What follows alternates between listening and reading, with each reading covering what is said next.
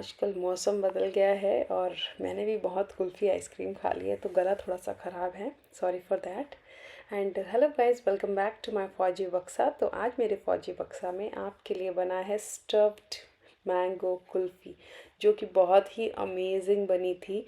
आपको मेरी आवाज़ से पता चल रहा होगा कि मैंने कितनी ज़्यादा खाई है। एंड ट्रस्ट मी, मैंने किसी के साथ शेयर नहीं की है।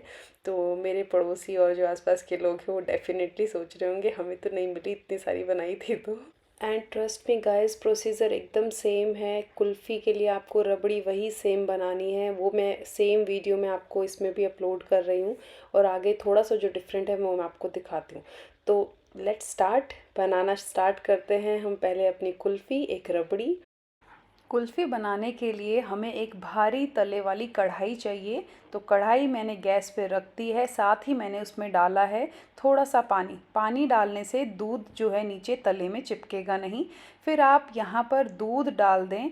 आप करीबन 2 लीटर दूध लेंगे तो पूरे 7-8 मेंबर्स के लिए, या फिर आप 2-3 दिन तक उसको खा सकते हैं, इतनी कुल्फ़ी बन जाएगी। तो यहाँ पर मैंने दूध डाला है और अब यहाँ पर आपको अपने हाथों की एक्सरसाइज करानी है। जी हाँ, आपको इसको खूब चलाना पड़ेगा। आपने ज़रूर देखा होगा कि 3 इंग्रेडिएंट रेसिपी, मिक्सी में फटाफट फटाफट चीज़ें डल रही हैं और फ्रीज़र में जा रही हैं और यम्मी कुल्फ़ी बाहर आ रही है। देखिए, ऐसा पॉसिबल नहीं है। कुल्फ़ी अगर बनानी है, एक्चुअल कुल्फ़ी बनानी है, तो आपको दूध को इसी तरह चलाना पड़ेगा और उसको आधा होने तक रिड्यूस करना पड़ेगा। फिर ही वो कुल्फ़ी बनेगी, नहीं तो पता नहीं, वो एक जस्ट स्मूदी टाइप बनी है और आप उसको फ्रीज़ कर रहे हैं। चलिए अब मेहनत शुरू की जाए और लगातार इसको चलाते रहना है हमें कि ये नीचे तले में ना लगे, ना नीचे लगना चाहिए, ना बाहर निकलना चाहिए।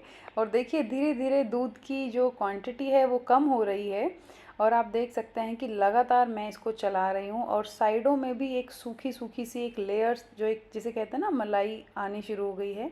तो जब हम रबड़ी खाते हैं या कुछ कुल्फ़ी जैसा, उसमें छोटे छोटे कुछ ऐसे सॉलिड पार्ट आता है दूध का, वो यही पार्ट होता है। तो आप कोशिश कीजिए उसको इसमें मिक्स करते रहें। तो चलिए देखते हैं हमें किन किन चीज़ों की ज़रूरत होगी कुल्फ़ी बनाने के लिए। तो दूध, जो कि हमने करीबन 2 किलो लिया है दूध। उसके अलावा मैंने यहाँ पर मिल्क मेड और कॉर्नफ्लावर भी लिया है, जो कि कम्प्लीटली ऑप्शनल है। तो अगर आप मिल्क मेड यूज़ नहीं कर रहे हैं तो आपको चाहिएगी करीबन 1 कटोरी चीनी।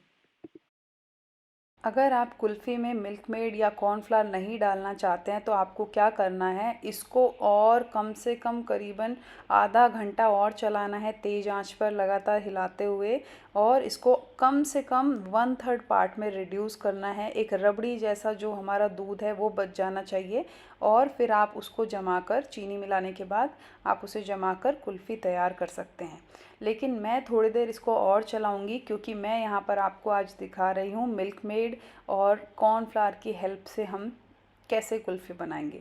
इस स्टेज पे मैंने 200 ग्राम मिल्क मेड ऐड किया है। देखिए, साफ सी बात है, मिल्क मेड डालने का मतलब ये है कि आप दूध को जल्दी से गाढ़ा करना चाहते हैं। अगर आपके पास टाइम है तो आप इसको बिना मिल्क मेड, बिना कॉर्नफ्लोर की हेल्प से करें। अगर टाइम कम है या फिर आपके पास ये चीज़ें अवेलेबल हैं घर में, तो इनको डालकर आप बनाएं। टेस्ट ऑलमोस्ट सिमिलर है। अब मिल्क मेड ऑलरेडी मीठा होता है तो मैंने थोड़ी सी चीनी यहाँ पे डाली है। चीनी आप अपने टेस्ट के हिसाब से डाल सकते हैं। अब यहाँ पर मैंने 1.5 चम्मच कॉर्नफ्लावर लिया है, उसमें थोड़ा सा दूध डाला है और इस तरह का एक मिक्सचर मैंने इस बनाया है। तो ये जो लिक्विडी मिक्सचर है, ये अच्छे से, इसमें कोई लंप नहीं होना चाहिए और हम दूध को भी लगातार चलाएंगे बीच में, तभी इसको डालना है। तो अभी तक हमने दूध को उबाला है, आधा रिड्यूस किया है, उसके बाद इसमें हमने मिल्क मेड, शुगर ऐड किया है। अब हम कॉर्नफ्लावर ऐड कर रहे हैं, जो कि हमने विदाउट लंप के एक मिक्सचर तैयार किया है। इस स्टेज के बाद आपको लगातार हिलाना है, क्योंकि कॉर्नफ्लावर डलने के बाद दूध को एकदम से गाढ़ा कर देगा और एक अच्छी सी थिकनेस इसमें आ जाएगी, एक रबड़ी जैसा ये बन जाएगा। देखिए, 5-7 मिनट चलाने के बाद इस तरह की कंसिस्टेंसी आपको मिल जाएगी। तो आपको इसको भी कम से कम 5-7 मिनट चलाना है और ये देखिए, कुल्फ़ी का मिक्सचर तैयार है। तो चलिए, जब तक हमारी कुल्फ़ी ठंडी हो रही है तब तक हम अपने आम को रेडी करते हैं। मैंने यहाँ पर 2 बड़े आम लिए हैं, आप इसी तरह के पीले आम लीजिएगा और उनको अच्छे से धोकर क्लीन और ड्राई रख लीजिए।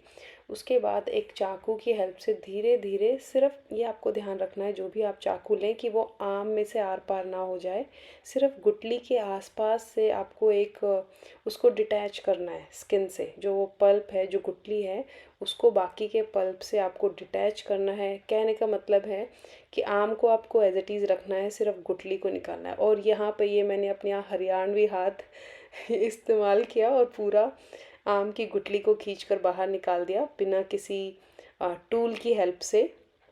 तो आप भी ऐसे ही निकाल सकते हैं। मैं आपको एक और आम दिखाती हूँ थोड़ा जल्दी जल्दी। तो सेम ऊपर का टॉप निकाला, साइड में मैंने पहले फ्लैट जो साइड्स थी दोनों गुठली की, उनके चारों तरफ चाकू घुमाया धीरे धीरे, ये ध्यान रखते हुए कि बाहर ना निकले चाकू आम से। और फिर बस गुठली को बाहर निकालना है और हमारे पास 2 होलो आम रेडी हैं। तो अब हमने जो रबड़ी बनाई थी वो भी हमारी ऑलमोस्ट ठंडी हो गई है। जो कुल्फ़ी का मिक्सचर हमने बनाया था, अब हमें एक ऐसे डब्बे में इनको रखना है कि जिसमें ये सीधे रहें, गिरे ना। तो मेरे पास ये प्लास्टिक का डब्बा था, मैंने उनमें दोनों को फिक्स किया और फिर मैंने ये जो स्टफिंग थी ये इसमें भर दी है। तो आप अच्छे से भर दें इसको, और भरने के बाद एक बार अच्छे से टैप टैप करें, क्योंकि इसमें जो भी एयर है या कुछ है तो वो सेटल हो जाएगा। और अगर आपको लगता है और कुल्फ़ी चाहिए तो आप वो भी इसमें भर सकते हैं। अब आम का जो ऊपर का पार्ट हमने कट किया था शुरू में, उसे वापस लगाना है और फ्रीज़र की तरफ हम चल पड़े हैं। यहाँ पर हमें इसको रखना है। तो यहाँ पर मैंने इसे रख दिया है। इसको आपको कम से कम 10 से 12 घंटे रखना है। तो रात को बना कर रखिए, बेहतर होगा। रात को बना कर रखिए और अगले दिन लंच में आप इसे निकाल सकते हैं। तो ये मैं निकाल रही हूँ। यहाँ पर मैंने और भी आइसक्रीम्स जमाई हुई हैं, कुल्फ़ी जमाई हुई है। देख सकते हैं मेरा फ्रिज कुल्फ़ी आइसक्रीम से भरा हुआ है, इसीलिए मेरा गला ख़राब है। और अब बारी आती है इसको कट करने की। तो उसके पहले हम इसको अच्छे से पील करेंगे और ट्राई कीजिएगा कि आप पीलर की हेल्प लें। एंड ट्रस्ट में ये बहुत ठंडा होता है तो बहुत मुश्किल है इसको इतनी देर होल्ड करना, स्लिपरी भी है। तो हम क्या करेंगे यहाँ पर, या तो एक हम टॉवल ले सकते हैं, किचन टॉवल, या फिर हम इस तरह का ग्लव भी यूज़ कर सकते हैं, जिससे बहुत इजीली हम इसको पील कर सकते हैं।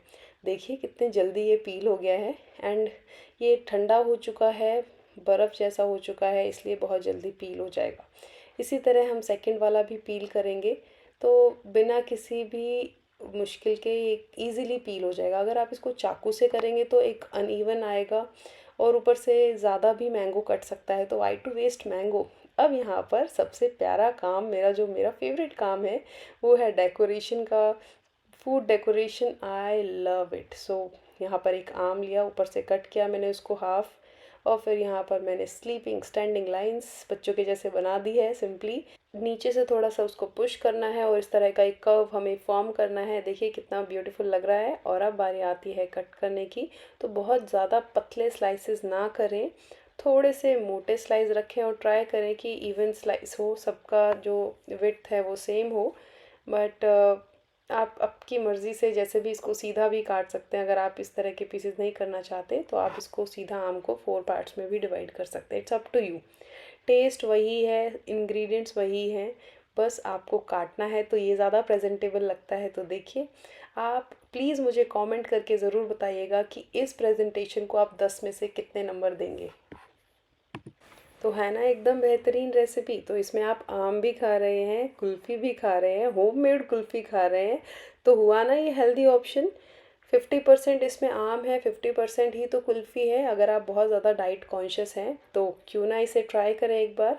तो गाइज़ एक बार इसे ज़रूर ट्राई कीजिएगा और अपने जो भी एक्सपीरियंसेस आपको फ़ील हुए या आपको कैसा लगा ट्राई करके, आपकी कुल्फ़ी कैसी बनी, आपको पूरी आम की स्टफ्ड कुल्फ़ी का एक्सपीरियंस कैसा रहा, प्लीज़ मेरे साथ शेयर कीजिए। और अपने फ्रेंड्स फैमिली के साथ भी इस वीडियो को शेयर करना ना भूलें। तो चलिए मिलते हैं जल्दी ही एक और नई वीडियो के साथ माय फौजी बक्सा में। धन्यवाद।